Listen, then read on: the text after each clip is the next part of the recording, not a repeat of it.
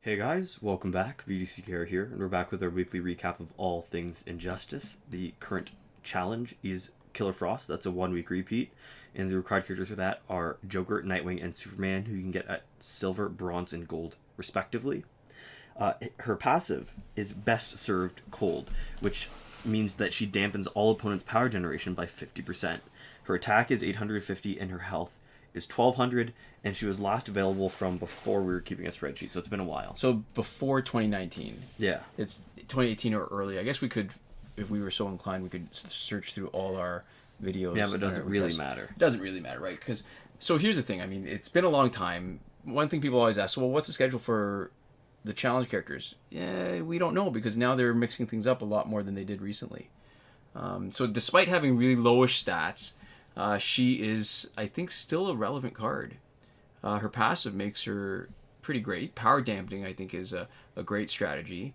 And even though Tantu Totem exists and it's easy to gain power without her passive affecting it, a lot of the fight can be influenced by characters that don't have Tantu Totem that are still building up power. Mm-hmm. So here's the thing. I know when I'm facing her, I don't like to see her with 2 bars of power because she's got the unblockable damage at the end of her special 2. I think Necron's Scythe makes her more interesting also because the boosted damage against frozen opponents didn't exist before. So she can hit even harder. Yeah. I think we recently had a question about which Killer Frost is better. I don't remember if we answered or not, but this Killer Frost Prime, is the best. She's better than Regime Killer Frost, because Regime Killer Frost has a heal dampening, and she power dampens, but only on special 1. Because the thing is, everybody generates power. Mm-hmm. So it's going to have an impact on every single fight. But only specific characters in specific gears will have healing involved, and you may not face them. Yeah, so power dampening always reduces the enemy's damage output, and you don't always even have heal to dampen. Right. So, and what was interesting, so it just, now that she's back, I remember a time when she first was released, and she would do these really super quick tag-ins and tag-outs, which would make her really hard to manage in a multiplayer fight. And it's funny, there's been a number of characters like that where when they first released them, not only were they good, but they had the AI play them in a way that made them even better. Yeah. Like Arkham Origins Deathstroke was the same, where when his special 1 would always, when the AI was fighting, used to always hit 200%. Yeah, so it was basically just the passive was ridiculous. Yeah. Yeah, and so it's interesting. Despite having been sort of, it's not really nerfed. She was pseudo-nerfed. She's still really good, and I don't like to face her when I'm seeing teams in multiplayer. Yeah. This week's multiplayer reward is the Reverse Flash, whose passive is Cellular Regeneration. While active, the Reverse Flash has a chance to immediately regenerate health and cleanse negative effects after taking damage from a special attack. May occur 3 times per match. And that's 1000 attack and 1000 HP. Right. So there we go. Last available in December of 2019. Looks like we're still following the larger multiplayer reward cycle after the interruption, after the update where they brought back Tantu Totem and Claw Force and Necron Scythe into the rotation. Yeah. But other than that, it looks like we're back on the old loop now. Right. So if the pattern holds next week, Flash might Deathstroke. Yeah, and he used to be the most important character for us when we felt like we were motivated to finish Survivor. We've still got that video up on how to beat Survivor. We'll link that in the description. And what's there to say? I mean, he's fast like all the Flashes. Even better because they're fast. But the Flashes, when you swipe once, you get the first 2 swipe hits.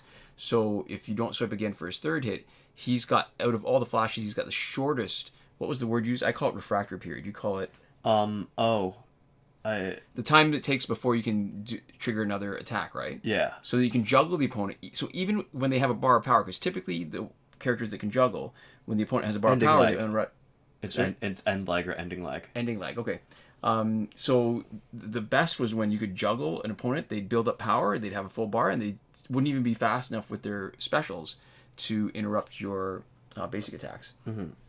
And in one of the previous updates, that was changed so it's harder to do the juggle and you need more of a speed boost. But I think it's still pretty effective. And the other interesting thing about reverse flash is, let's say he's already lost health, maybe a splash damage, or he was playing earlier and tagged out. If he tags in because a teammate got knocked out with a special, he can trigger his passive again. But instead of going back to what the health was before the end of the special hit him, he goes right back up to 100%. Yeah.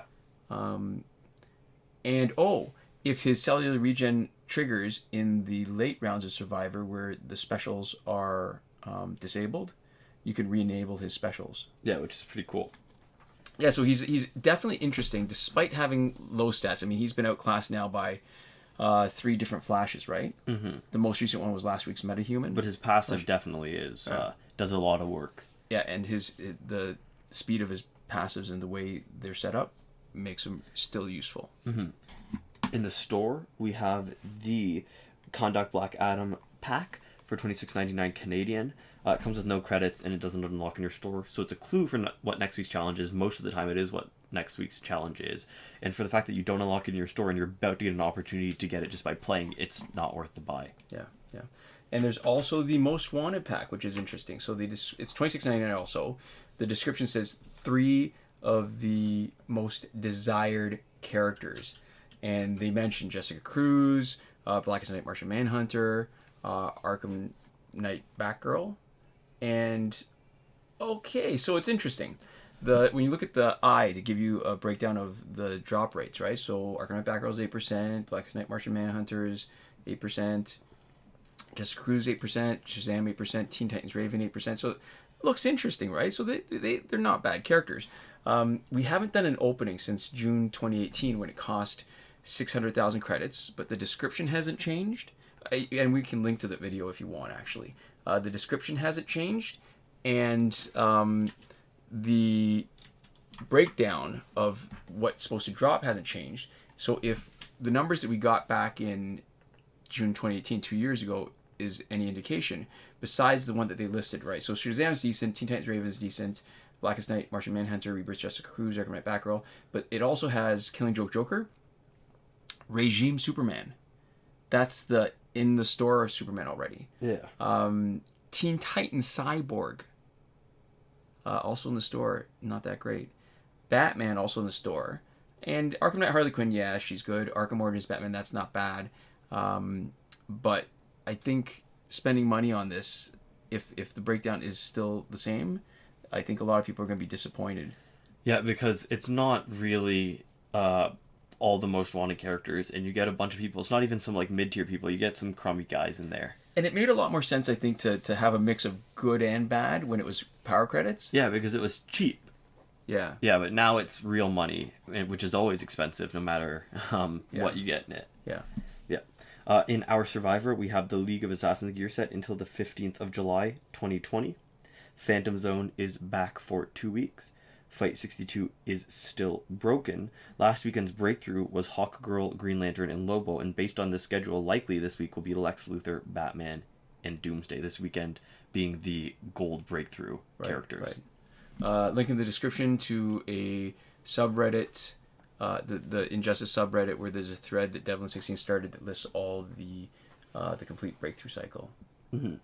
So moving on to current glitches, remember that every working glitch is explained in a video as part of the playlist that you can reach by clicking in the eye in the top right corner of this video.